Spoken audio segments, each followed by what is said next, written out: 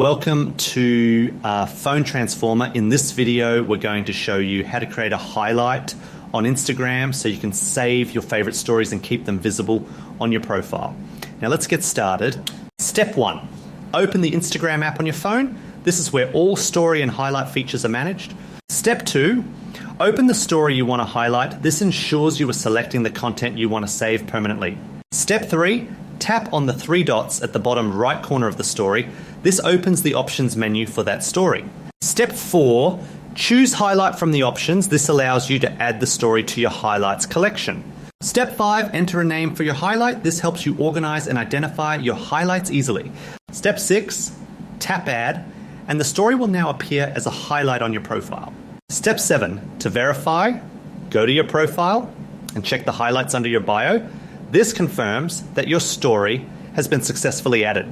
Thanks for watching, and don't forget to subscribe to Phone Transformer for more helpful Instagram tips.